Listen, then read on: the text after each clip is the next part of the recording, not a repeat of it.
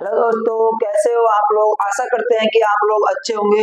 दोस्तों, आज की इस वीडियो में हम जानने वाले हैं बीएसटीसी 2025 के बारे में।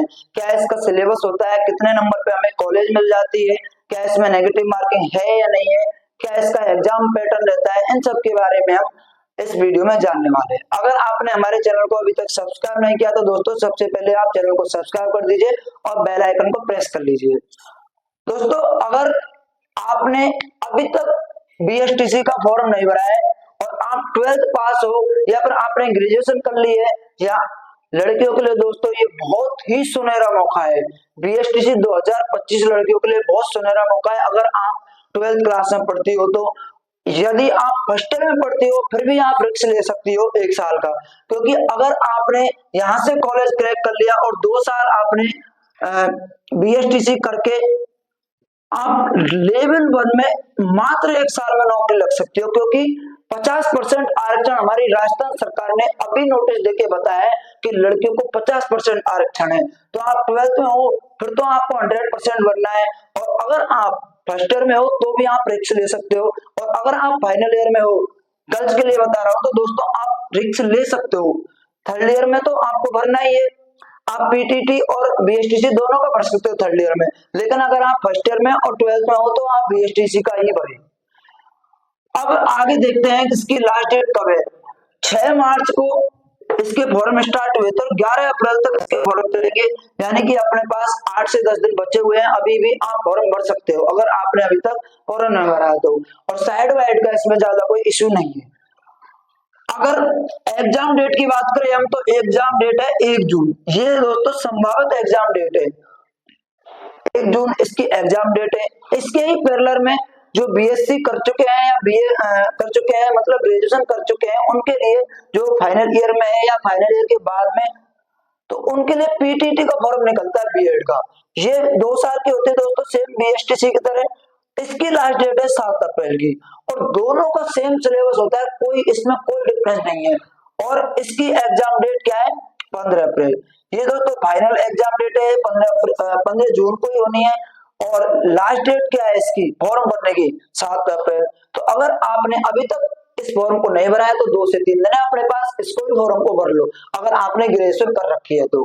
और अगर आप 12th पास हो और आप गर्ल्स हो तो आपको जरूर से जरूर ये बीएसटीसी वाला तो अप्लाई करना ही करना है। क्यों? क्योंकि जब आप बीएसटीसी से कॉलेज प्राप्त कर लोगी उसके बाद क्या होगा कि 2 साल को आपको बीएसटीसी करनी पड़ेगी, और उसके बाद आप रीट की लेवल 1 की एग्जाम दोगे। उसमें क्या है, बीएसटीसी में लड़कियों को 50% का आरक्षण दिया हुआ है।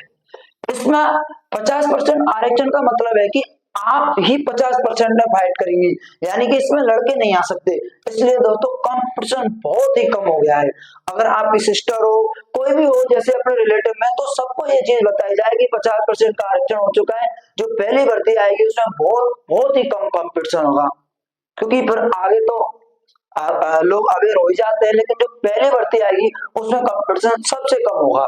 और एक खास बात और है, ये तो है ही है, लेकिन बीएसटीसी वाले ही अलाउ होते हैं लेवल 1 में, बीएड वाले अलाउ नहीं है। ये कोर्ट के द्वारा बता दिया गया है हमें, यानी कि पहले एक कोर्ट केस हुआ था उसमें बताया था कि बीएड वाले अलाउ नहीं है, अब सिर्फ ओनली ऑन बीएसटीसी वाले। तो आप सोच सकते हो कि इसमें कंपटीशन कितना कम है। पहले तो दोस्तों लड़कों के लिए भी कंपटीशन बहुत कम था, और आराम से मैंने उन ऐसे ऐसे लड़कों को देखा है जो ज्यादा पढ़ने वाले नहीं थे, उसके बावजूद 2 साल बीएसटीसी करके 1 साल में उन्होंने नौकरी ले ली। यानी कि जब तक आप 3 साल ग्रेजुएशन करोगे तब तक स्टूडेंट मास्टर बन चुके होंगे। तो ये एक गोल्डन अपॉर्चुनिटी है फॉर गर्ल्स। अब इसके सिलेबस के बारे में चर्चा कर लेते हैं, कितने नंबर पे हमें कॉलेज मिलती है इसके बारे में जान लेते हैं। सबसे पहले मैं इसके सिलेबस के बारे में चर्चा करता हूँ। तो दोस्तों इसमें सिलेबस होता है, और बीएसटीसी और पीटीटी दोनों में सेम सिलेबस होता है। सिलेबस में 4 पार्ट होते हैं सिलेबस के, प्रत्येक पार्ट से 50 क्वेश्चन आते हैं। रीजनिंग का 50 क्वेश्चन आएगा, और एक क्वेश्चन 3 नंबर का होता है, तो 3 से गुणा करेंगे तो एक जो पोर्शन है वो 150 नंबर का हो गया। इसी प्रकार इसमें राजस्थान जी की पूछी जाती है, ये 50 नंबर की है, ये भी 50 क्वेश्चन 150 नंबर के हो गए। और टीचिंग एप्टीट्यूड, टीचिंग एप्टीट्यूड का मतलब शिक्षण अभिरुचि। शिक्षण अभिरुचि का मतलब होता है कि अगर आप टीचर बन गए तो अगर कोई स्टूडेंट लेट आया तो उसको क्या करोगे, उसको दंड दोगे, उसको भगा दोगे, तो इसमें आप सबको पता होता है क्या करोगे, उसको अबे करना है, बस उसको डांट लगानी है और कुछ नहीं करना। तो ऐसे बहुत नॉर्मल क्वेश्चन आते हैं।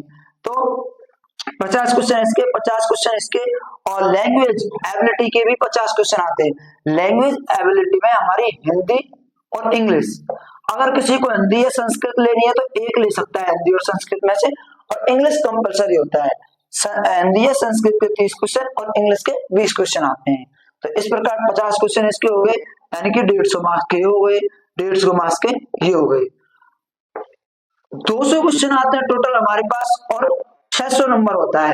अब अगर हमें एक सेफ स्कोर माने कि हमें इतने नंबर पे कॉलेज मिल जाएगी, दोस्तों हमें 420 नंबर पे आराम से कॉलेज मिल जाती है।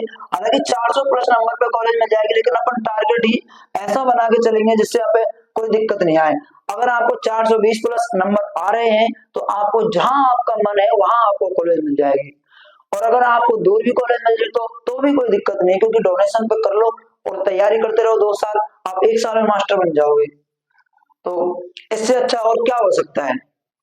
इसलिए अगर आपने अभी तक इस फॉर्म को नहीं फिल किया है तो फॉर्म को फिल कर दीजिए। इसमें मात्र 450 रुपए फॉर्म फीस है, और अगर आपके अच्छे नंबर आएंगे तो आपको गवर्नमेंट और प्राइवेट दोनों तरफ की कॉलेज होती है, तो गवर्नमेंट कॉलेज ही मिल सकती है, उसमें आपको फीस का बहुत ही फायदा हो जाएगा। इसलिए अगर आप तैयारी करेंगे तो मात्र 2 महीने अपने पास, 2 महीने में आराम से एग्जाम आराम से हो जाती है। ये टारगेट अचीवेबल है, आप अचीव कर सकते हो उसको। तो इस वीडियो में यहीं तक। अगर आपने अभी तक हमारे चैनल को सब्सक्राइब नहीं किया तो चैनल को सब्सक्राइब कर लीजिए। आगे भी इसी तरह की आपको अपडेट्स इस चैनल पे मिलती रहेंगी। ओके, धन्यवाद।